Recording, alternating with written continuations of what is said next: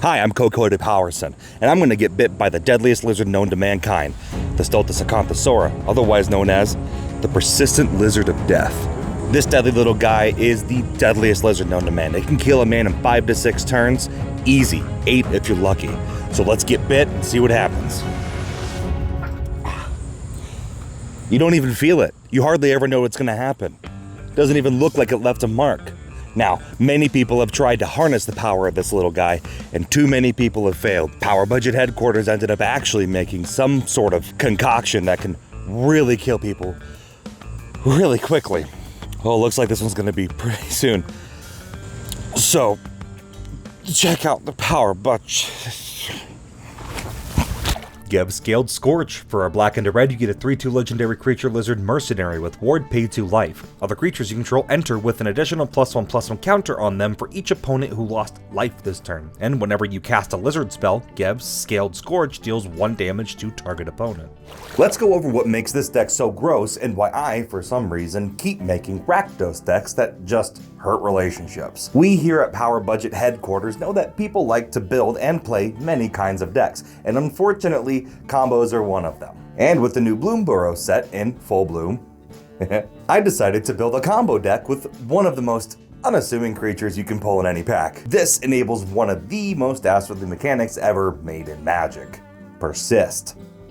That's right, we get to have these creatures that recur indefinitely. And not only that, but Gev is also in the best colors for taking advantage of creatures dying on our field. And with the persistent creatures, we can all but guarantee that there will be plenty of death.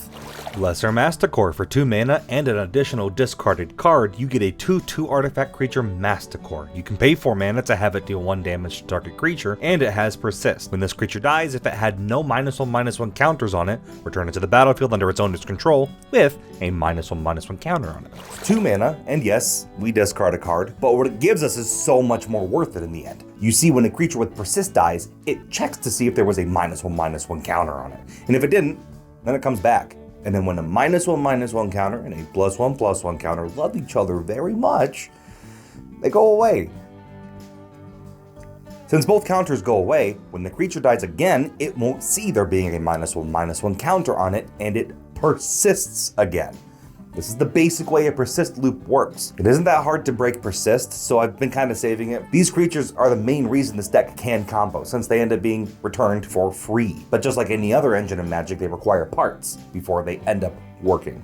If Gev is the engine block, then persist acts like the fuel here. And in order to ignite it, we're gonna need a spark.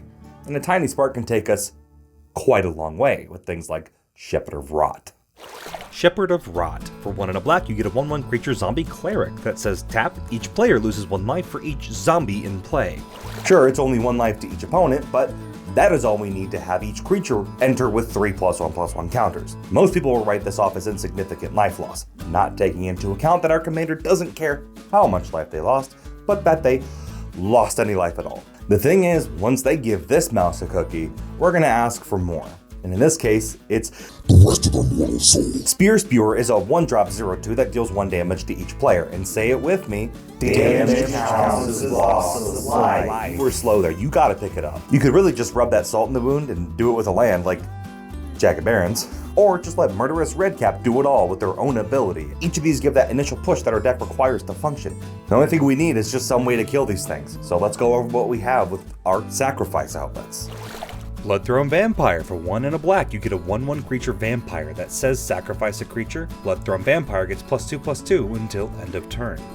There is not much more to say, really. We don't care about what the ability itself does as long as it doesn't actively hurt us. This allows us to keep getting rid of the persist creatures and do it without paying for it over and over and over again. We don't need to waste time with paying cost. Even if it's a low cost, you can't really afford to pay it 40 times just to get rid of the other player's life totals. Don't get confused though, the things like Dreg Recycler are not meant to be sacrifice outlets, since it needs to tap. This is just meant to sacrifice itself so that you can have your opponents lose life. That's it. And with Dreg Recycler specifically, it won't even work to start a sacrifice chain, because if you sacrifice a creature with Persist, it'll come back with a -1/-1 counter before your opponents lose that life. This is similar to how Yavimaya Elder makes you search for the land and shuffle before you draw your card, meaning it just becomes a dud. But don't worry, this Receiver is here to save the day. They are the absolute best one-drop sack outlet that we could possibly have. You scry one, and when done infinitely, means we get to just look at our deck, cut it apart, and order it how we want, exactly where we want it. And if for some reason we've set up this far without a payoff, but we have the rest of it, we can just use Viscera Seer to just go to any of our favorite payoff cards and finish the job. That being said, we can finally get to the meat and potatoes required to alternate the crankshaft, the wheels of this engine, so to speak. This metaphor is falling apart. I mean, and while I have you here, let's just talk about something that I am excited for. Thanks for 2K subscribers. We keep breezing past goals, and it really feels amazing to have all of you amazing people back me. So let's just take a genuine moment for me to thank you and ask that if you like this video, just go ahead and subscribe. Usually I'll make a joke about it. There isn't really much way to do that here. I also want to give you all a heads up, since I did this last time I attended like something similar. I will be at MagicCon Vegas here in a couple months, so if you go there, you can find me. It's gonna be a good time, and if it's anything like last time, I'll be on the floor playing Commander all the time. So if you were the type of person who was on the fence and just isn't sure, I mean, if this makes it reason enough to attend that convention, I would love to see you. Genuinely.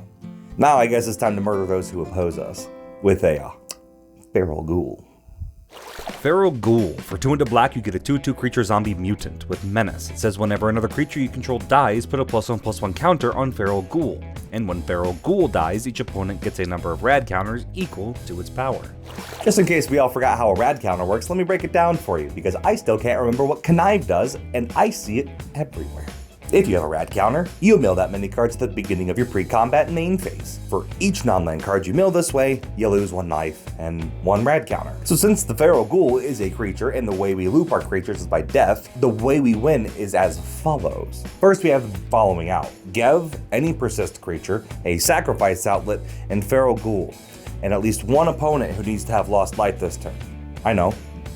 Simple. But once you do end up getting all that out, sacrifice the persist creature, and then it returns with a -1/-1 counter on it, and at least 1 +1/+1 counter. Because again, even if 1 opponent loses life, that's enough. Feral Ghoul will get a +1/+1 counter out of this exchange, and then the persist creature will end up with no -1/-1 counters on it. Then all you have to do is sacrifice the persist creature again, and then loop this whole thing over and over and over again, and the Feral Ghoul will accrue a lot of +1/+1 counters. And once it has enough of them, let's say 1 billion, you can sacrifice the Feral Ghoul, and then your opponents get a bajillion rad counters, which, if Duolingo has taught me anything, is gut genug.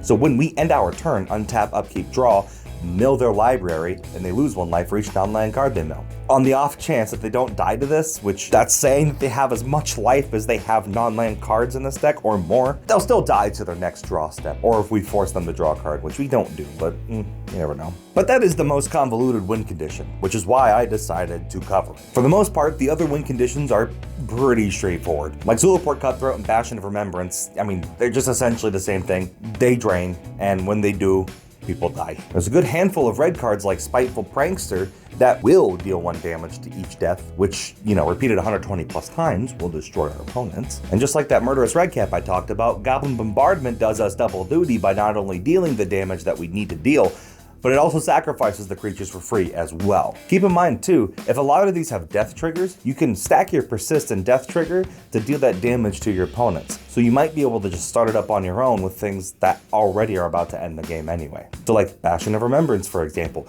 you don't need to wait for something to deal 1 damage to each of your opponents.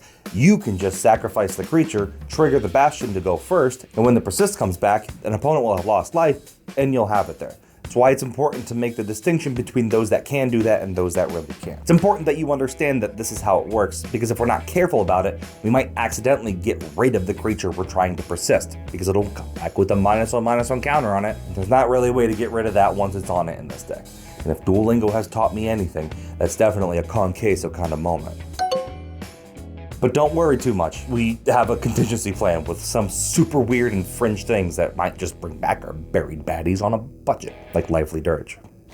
Lively Dirge. For 1 and a black, you get a sorcery with Spree. That means you can pay 1 or more of any of these additional costs. For just 1 more, you search your library for a card, put it into your graveyard, then shuffle. And for 2 more, you get to return up to 2 creature cards with total mana value 4 or less from your graveyard to the battlefield. For just 5 mana, you not only get to tutor for a card and put it into the grave, but then you can return a couple creatures from the grave to the battlefield. I bet that when they got rid of your creatures, they thought they stopped you. Wrong! You only delayed the inevitable. But in this multiverse, Thanos wins because you have some pretty low-cost creatures in the deck that can be thrown into the grave and then added into that second ability so that you can find the one thing you were missing just to place it onto the field and win. And if there are no creatures in your grave and you just need to find that piece, go for it. There are barely any pieces that cost more than 4. Entreat the Dead might seem like a super high costed card, and don't get me wrong, it is. But even if you don't get that miracle cost, 5 mana to recur 1 creature isn't the worst. Most of the other things in this deck are 4 mana to do the same thing. And 7 can get you 2, 9 gets you 3. Or you can just get the miracle cost and then 5 mana to return 3. There's also a bunch of low costed recursion spells, which basically mean that we can cast them from the grave for an additional black. Disentomb is an example of this. We don't even need to just do out of the grave. Macabre Waltz, or Macabre, I don't even know how to pronounce that. This waltz is good for 2 creatures. Just make sure that you have something to pitch as well. Revive the Fallen is here because I just wanted to add Clash with an Opponent into a deck. I can recur it, but like in all honesty, I have a soft spot for old dumb mechanics. I'm gonna get you, Bushido, one day. Stir the Grave legitimately is just pay its cost plus a black and it goes back to the battlefield. And the final and most fun one is Wake the Dead. So get this. All you gotta do is wait for your opponent to go to combat and then let them attack and hit. Let's be honest, probably you, and hopefully another opponent. When they do, we can wait until the damage is done before end of combat to return all the things we need. And even if it's 4 creatures, it's only 6 mana at most. So recur all of them. And since an opponent lost life that turn, we get to pop off immediately. We win on their turn before that combat even ends. And trust me, they'll be so happy you did this. It's a Magic player's favorite move. These all work and get us exactly what we need in order to ruin our opponent's lives. That's the thing that makes this deck powerful though. It keeps things fresh from the grave. You don't want to have necessarily a lockout because, you didn't have the mana to pay for your Indestructible Grantor or for your recursion spell when you needed it. You want to be able to pull it out of the grave. That way, if they blow it up, if they board wipe, if they just, counter it, we can still get it back from the grave. Really good stuff. Really fun deck. Really gross deck, but fun if you really like combos. And if you also like glass cannons that have really explosive turns, you can check out Zada Hedron Grinder. It's my baby. I love him. Or, do I love a goblin?